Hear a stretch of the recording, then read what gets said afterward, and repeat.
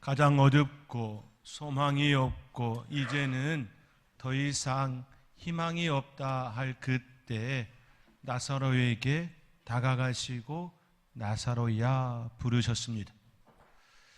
그 음성을 들은 나사로 일어나 나왔지요. 희망이 없는 그때 희망이 없는 것이 아니라 우리 하나님이 함께 하시면 희망이고 소망이고 우리에게 생명입니다. 그 생명 되신 그 하나님께 우리의 삶을 맡기고 그분이 우리에게 주시는 평안, 축복, 위로, 사랑, 이 모든 것들을 받아 누리며 살아가는 저와 여러분의 삶이 되어질 수 있기를 주님의 이름으로 축원드립니다. 오늘은 교회력으로 어린이 주일입니다. 어린이 주일을 제정하고 지켜 나가는 이유는 우리의 다음 세대들을 믿음으로 양육하고 하나님의 사람으로, 복음의 사람으로 성장되어지기를 간절히 바라기 때문입니다. 처음 어린이 주일이 제정된 나라는 미국이었습니다. 1856년 미국 매사추세츠의 레오날드 목사님께서 6월 둘째 주일을 어린이 주일로 지킨 이래 1868년 미국 감리교회에서 이날을 기념일로 정하였고 1883년에는 미국 전역에서 이 날을 어린이 주일로 확산되었습니다. 오늘날에도 미국을 비롯한 세계의 여러 나라들은 일반적으로 6월 둘째 주일을 어린이 주일로 지키고 있습니다. 이처럼 6월 둘째 주가 어린이 주일로 결정된 것은 1년 중 꽃이 만발하고 가장 아름다운 이 시기가 푸르고 아름다운 어린이들의 이미지와 잘 연결되기 때문입니다. 꽃이 피고 또 가을에 그 꽃으로 인하여 열매를 맺지요. 꽃이 없으면 열매가 없지요.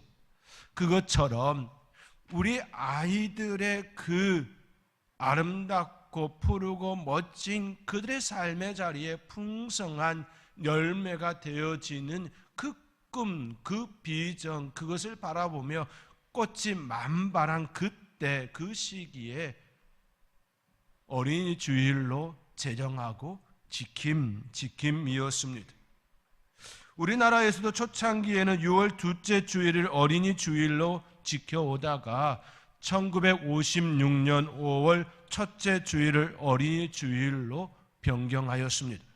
이는 1946년부터 지켜오던 5월 5일 어린이날과 가까울 뿐만 아니라 우리나라 환경에서 볼 때에 어린이 주일의 근본 취지, 꽃이 만발한 그 시기, 그 의미가 잘 연결되어지는 5월달, 지금 이때가 그 어린이 주일로 제정한 그 의미와 너무나 잘 부합하기에 우리나라도 이때를 어린이 주일로 지키고 있습니다.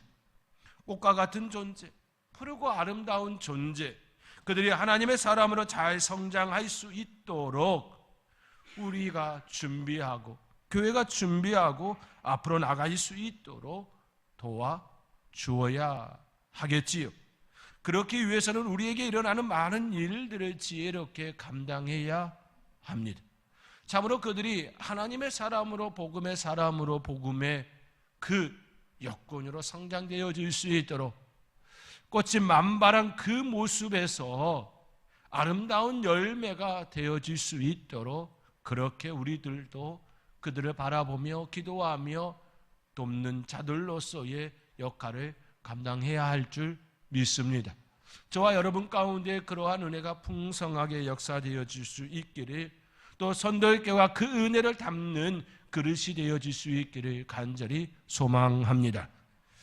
우리는 시대 속에서 끊임없이 세대를 구분하며 살았습니다. 그렇게 하는 데에는 그들을 이해하고 또 그들을 어떻게 바라보아야 할 것인가에 대한 물음에 대한 답변이었습니다.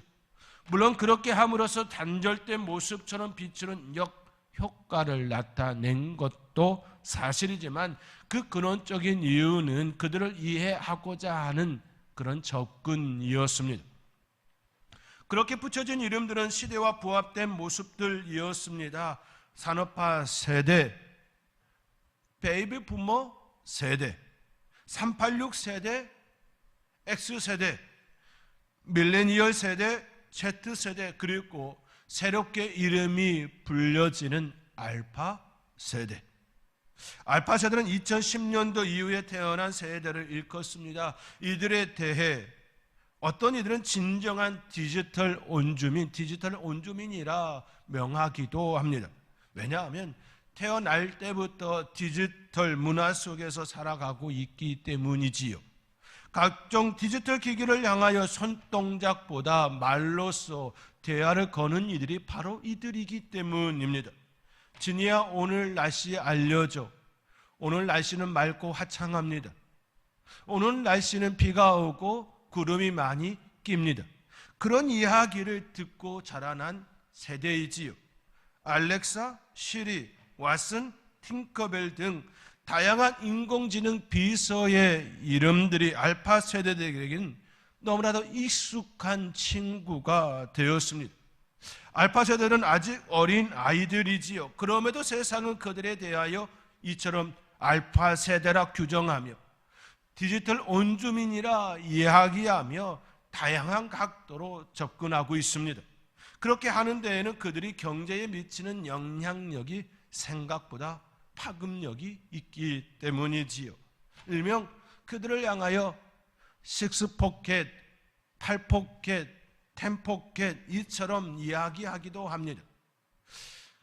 그들을 향하여서 엄마 아빠의 주머니뿐만 아니라 이제 친할머니, 친할아버지, 또 애가 할아버지, 애가 할머니, 그리고 삼촌들, 고모들, 또 이모들, 그들의 주머니가 그들을 향하여 열려 있기 때문에 이처럼 6포켓, 8포켓, 10포켓 이처럼 다양한 말로 이야기합니다. 결국 그들이 경제에 미치는 영향력이 생각보다 파급력이 크기 때문이지요. 한마디로 어른들의 경제 원리에 따른 구분이기도 합니다.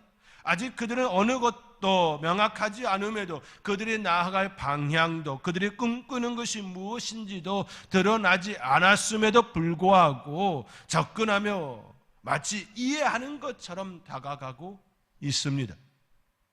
그렇게 하는 이유가 어른들의 원리로, 경제 원리로 이해하기에는 부분도 상당히 크다라는 것을 우리는 또 우리의 마음속에 염두할 필요가 있지요. 이들은 심리학적으로 세상이 나를 중심으로 돌아간다고 여기는 자기 중심성이 강한 세대이지요. 그런 시기입니다. 자신은 아주 특별한 존재이고 내 감정과 생각은 다른 사람과 근본적으로 다르다고 믿는 경향이 가장 강한 때입니다. 그리하여 학자들은 이를 개인적 우화라고 표현합니다. 엄마는 내가 어떤 기분이 조금이라도 알아? 내 기분은 아무도 몰라 하라고 말하는 것 역시 바로 개인적 우화의 한 표현입니다. 더 나아가 자신은 연극 무대의 주인공이고 타인은 무대 위를 바라보는 관객이라는 착각에 빠지기도 합니다. 상상 속의 청중들을 생각하며 늘 그들이 나를 바라보고 있다라고 여기는 것이지요. 1시간 넘게 거울 앞에서 머리를 빗는 소녀나 유치하고 요란한 옷차림을 한 소녀는 모두 상상 속의 열렬한 시선을 홀로 의식하는 행위들입니다. 망토를 거치고 포자기를 거치고 마치 자신이 어벤져스가 되어진 것처럼 그렇게 행동하는 모든 모습들이 바로 이러한 상상 속의 청중들 앞에서 자신의 모습을 드러내는 그런 행위들이라는 것이지요. 개인적 우화나 상상 속의 청중 현상은 모두 자기 중심성과 관련된 부분들입니다. 이러한 세대들이 자주 사용하고 있는 SNS 틱톡은 아주 짧은 영상이 주로 이루고 있지요. SNS 틱톡은 엄청난 성공을 거두었습니다. 우리나라 10대들 사이에서 틱톡은 카카오톡이나 네이버보다 사용 시간이 훨씬 큽니다. 대한민국 10대 사용자를 대상으로 표본 조사한 결과 틱톡의 총 사용 시간은 월 19억 4천만 시간으로 카카오톡 18억 6천만 시간, 네이버 11억 4천만 시간보다 훨씬 많았습니다. 지금의 10대들이 틱톡에 그렇게 열광하고 있다라는 것이지요.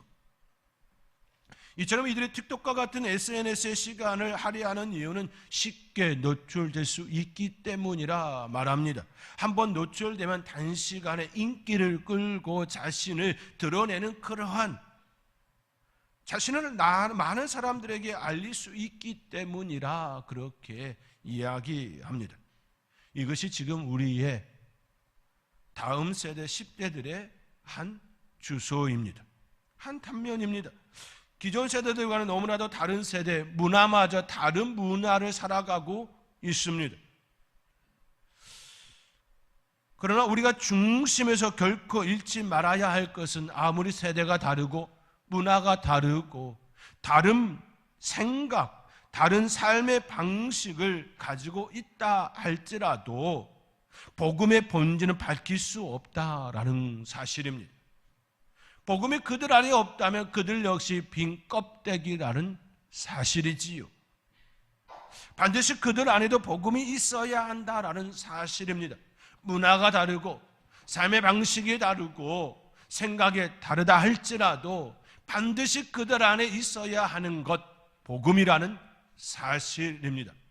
복음이 그들 안에 없다면 그들 역시 빈 껍데기에 불과하다라는 이 사실을 우리는 반드시 기억할 필요가 있습니다. 우리는 이 사실을 망각하여서는 아니 됩니다. 그러나 세상은 그들을 가만두려 하지 않습니다. 세상은 그들을 가만두려 하지 않습니다. 특히 믿는 자녀들, 그들에 대하여 더욱더 가만두려 하지 않습니다. 그들이 어떻게 하면 세상의 가치관으로, 세상이 추구하는 그 세계관으로 살게 할 것인가, 그렇게 그들을 침투하고 또 침투하려 합니다. 그 모습은 우리의 믿는 자녀들, 그 자녀들뿐만이 아니지요. 교회를 향해서도, 믿는 사람들을 향하여서도 마찬가지입니다. 세상은 교회가 형통하기를 바라지 않습니다. 세상은 교회가 잘 되기를 바라지 않습니다. 조그만 잘못이 드러나면 크게 손가락질하며 세상은 교회를 헐뜯고 또 헐뜯어내고 있지요. 그 이유는 세상과 교회가 결이 다르기 때문입니다. 다른 결을 가지고 있기 때문입니다. 가치관이 다르고 세계관이 다르기 때문입니다. 멍에를 같이 맬 수 없는 구조이기 때문입니다. 같이 갈 수 없는 구조에서 내 삶이 편하고 내 삶이 안락하고 무언가 잘못되었으면 인지할 필요가 있습니다. 같이 갈 수 없는 구조에서 내 삶이 편하고 안락하다면 지금 내 삶이 무언가 어긋나고 있음을 우리는 생각해야 한다라는 말씀입니다. 같이 갈 수 없는 구조에서 내 삶을 유지한다는 것은 내 삶에 불편함이 생기는 건 당연한 것이지요. 당연지사입니다. 이것을 시험이라고 말하곤 하지요. 특히나 믿음의 시련이나 시험은 바로 이러한 데서 시작되기도 합니다. 다른 구조에서 살아내기 위하여 더 힘쓰고 애쓰는 과정 중에 부딪히는 간절함, 부딪히는 소리이기도 합니다. 결이 다른 그 세계 속에서 살아내기 위하여 부단히 살아내면서 일어나는 그런 부딪힘의 소리인 것이지요. 예를 든다면 믿는 사람들의 주의를 지키기 위해 자신의 것을 손해를 보아야 할 때가 참 많습니다. 지금은 오라벨 시대라고 말하며 주 5일 근무제가 보편화되었지만 얼마 전까지만 하여도 월화수목 금금금이었습니다. 토요일과 일요일이 없이 금요일이 계속 이어지는 것 같은 주말 없는 삶을 살았던 시대가 그리 오래지 않았습니다. 그 당시 주의를 지키는 일은 그리 녹록지가 않았습니다. 그리하여 평일에 더 많은 희생과 헌신으로 주의를 지킬 수 있도록 부단히 그렇게 애를 썼습니다. 그렇게 살아내는 것이 결코 쉽지만은 않았던 그런 시대였습니다. 더 나아가 주의를 지키기 위하여 다른 이들보다 더 낮은 임금으로 살기도 하였습니다. 손해 보는 입장에 서 있어야 했습니다. 그렇게 살았던 이유는 주의 성수, 복음을 지키며 복음의 사람으로 살아내기 위한 부딪힘이었습니다. 그 속에서 일어나는 그러한 간절한, 그러한 힘에 겨운 그러한 소리들이었습니다. 그렇게 살아가는 이들에게 주시는 복이 바로 생명의 면류관이라고 주의 형제 야고보는 우리에게 말하고 있습니다. 오늘 본문 12절의 말씀입니다. 오늘 본문 12절의 말씀 우리 함께 읽겠습니다. 시험을 참는 자는 복이 있나니 이는 시련을 견디어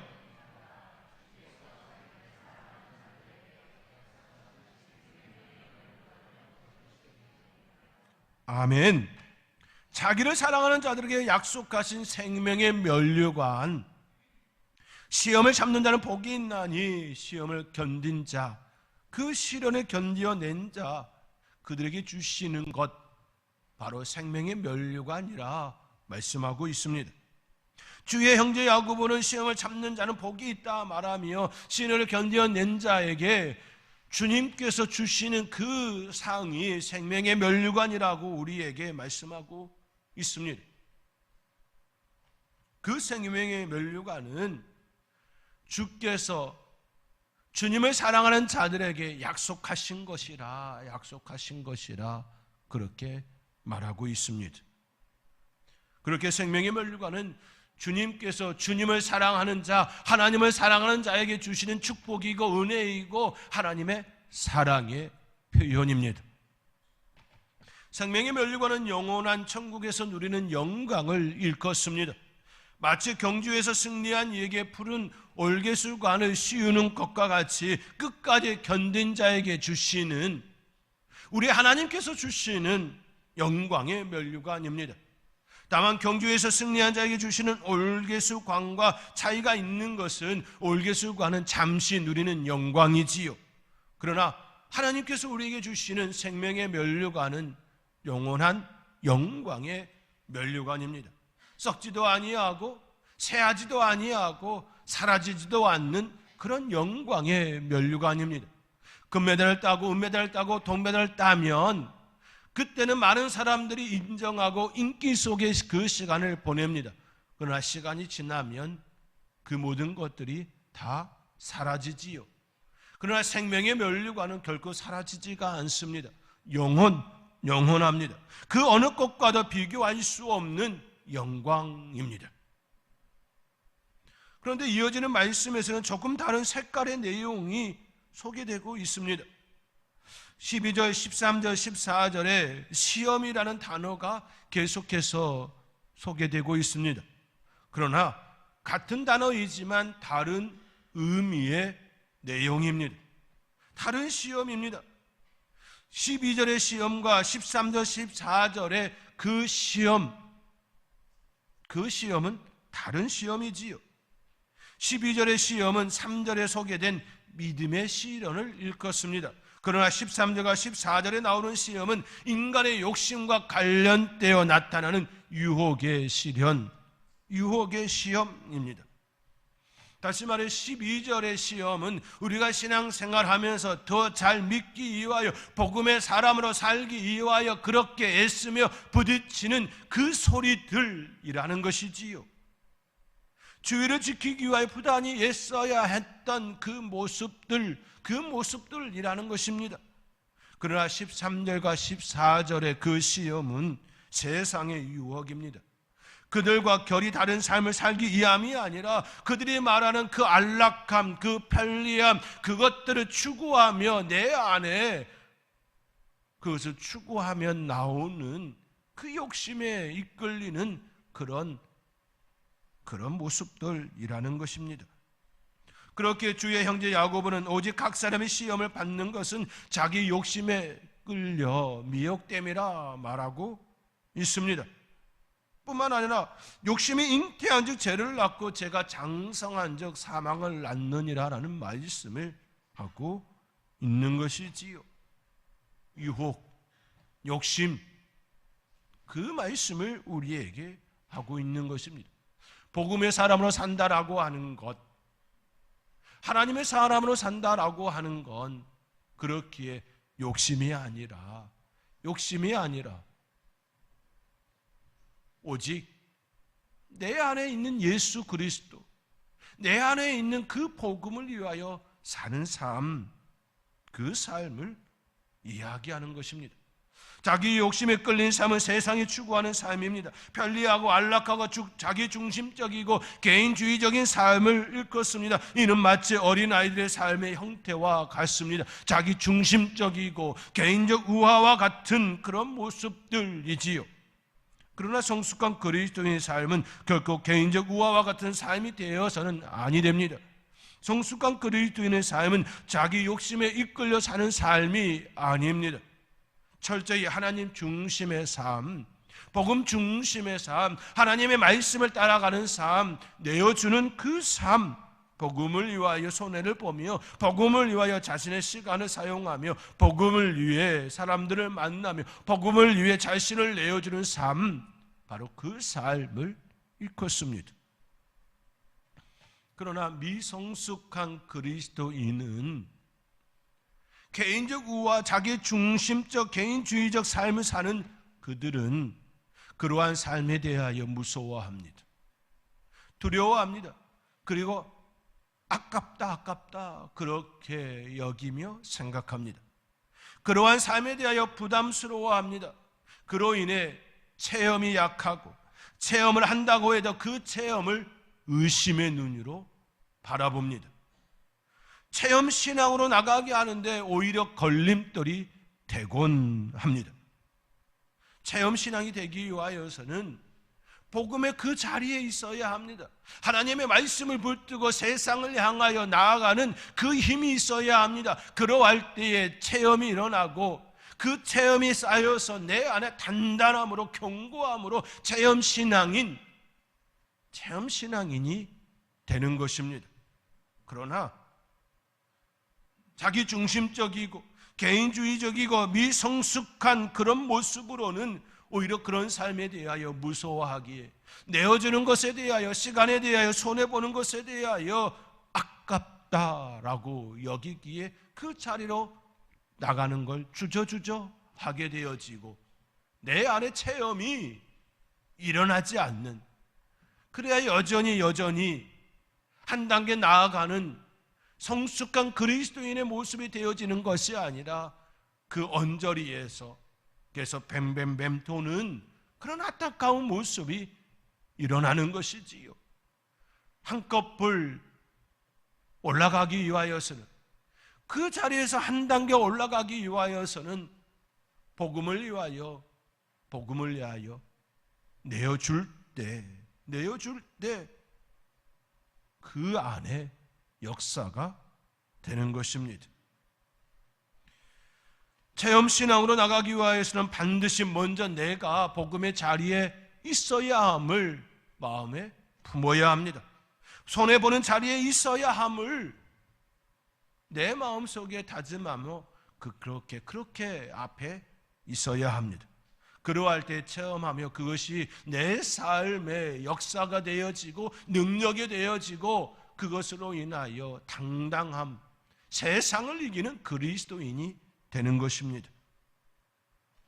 욕심이 잉태한 즉 죄를 낳고 죄가 장성한 즉 사망을 낳느니라고 주의 형제 야고보가 말하는 것처럼 그 반대의 삶을 살면 은혜가 되고 생명을 낳습니다. 그것이 바로 버림, 즉 내려놓음입니다. 욕심의 반대는 버림입니다. 버림은 내려놓음이지요. 움켜잡으려 하는 것을 내려놓음입니다. 명예를 버릴 때 자유가 일어납니다. 권세를 버릴 때 친구가 생깁니다. 욕심을 버릴 때 은혜가 나타납니다. 버릴 때 생기는 것이 진정한 우리의 것이고 나의 것이 됩니다. 버릴 때 진정 내 것이 되는 것입니다. 그 은혜가 저와 여러분 가운데 역사되어지기를 주님의 이름으로 권면드리며 축원드립니다. 남편 성격만 알아도 행복해진다, 아이 성격만 알아도 행복해진다 저자인 이백룡 장로는 바이텍 시스템의 회장입니다. 그는 CBMC 한국기독인 실업인 이사로서 실업인들과 전문직에 종사하는 이들에게 어떻게 하면 복음을 효과적으로 잘 전달할 수 있을까 고민하며 그런 삶을 살아가는 애쓰는 사람 중에 한 사람입니다. 그는 또 MBTI 성격 유형 검사를 통하여 여러 다양한 메시지를 전하고 있습니다. 그는 기독교인으로서 그리스도인으로서 어떤 삶을 살 것인지 고민하며 건강한 가정을 이룰 수 있기를 바라며 관계 회복과 의사소통을 어떻게 하면 잘 이룰 수 있을까 코칭 교수로도 활동하고 있습니다. 그는 삶의 자리에서 하나님의 은혜를 체험하고 또 그에게 이러한 고백이 있었음을 보게 됩니다. 그는 하나님은 우리에게 크고 놀라운 약속을 주셨다. 그런데 그 약속을 이루기 위해서는 오랜 인내가 필요하다라는 사실을 깨달았다라고 이야기합니다. 그러면서 지인으로부터 받았던 선물에 대하여 이야기하지요. 어떤 분이 선물로 복에 관한 성경 말씀이 적힌 나무패를 주셨다라고 이야기하며, 나무패는 온목으로 만들어진, 나무로 만들어진 그런 패 말하는 거죠. 액자가 될 수도 있고 조그만 이렇게 패 될 수도 있지요. 그 구절이 참 좋았다라고 이야기합니다. 그 성경 구절은 히브리서 6장 14절의 말씀이었습니다. 이르시되 내가 반드시 너희에게 복주고 복주며 너를 번성하게 하고 번성하게 하리라 라는 말씀이었습니다. 얼마나 좋은 말씀입니까? 내가 반드시 너에게 복주고 복주며 너를 번성하게 하고 번성하게 하리라. 그러나 그 당시에는 몰랐다라고 이야기하며 그 다음 9절 15절의 말씀, 그 말씀을 몰랐다 이야기합니다. 그 다음 9절 15절의 말씀에 이렇게 기록되어 있습니다. 그가 이같이 오래 참아 약속을 받았느니라. 내가 반드시 너에게 복주고 복주며 너를 번성하게 하고 번성하리라 라는 그 말씀에 이어지는 말씀은 그가 이같이 오래 참아 약속을 받았다라는 말씀이었습니다. 이 말씀이 적혀 있는 줄을 몰랐다라고 그는 고백합니다. 사랑하는 성도 여러분, 이백룡 장로님은 그때는 몰랐다 고백합니다. 하나님께서 우리에게 주시고자 하는 복, 그 복을 받기 위해 인내가 필요하다라는 그 사실, 기다려야 한다는 그것을 그때는 그 성경 구절, 그 말씀만 눈에 들어오고 그 다음에 있었던 그 말씀을 몰랐다 고백합니다. 주의 형제 야고보는 우리에게 분명하게 선언합니다. 시험을 참는 자, 견딘 자, 그에게 복이 있다. 생명의 멸관을 얻을 것이라 말씀합니다. 우리가 견뎌야 하는 이유는 분명합니다. 그 이유는 우리는 세상과 결이 다르기 때문입니다. 우리 하나님께서 우리에게 분명하게 약속해 주셨기 때문입니다. 어린이 주일, 복된 주일을 우리가 보내면서 우리의 다음 세대를 위하여 우리가 가지고 있는 그것을 내려놓고 그들을 위하여 온전히 양육할 수 있는 그런 마음이 저와 여러분 가운데 역사되어지기를 간절히 소망합니다. 뿐만 아니라 주의 사람으로, 복음의 사람으로 날마다 내 삶의 자리에 그런 삶을 살아가리라 고백하며 내어줌, 내려놓음, 버림의 삶을 사는 저와 여러분의 삶이 되어줄 수 있기를 주님의 이름으로 축원드립니다. 기도하겠습니다. 사랑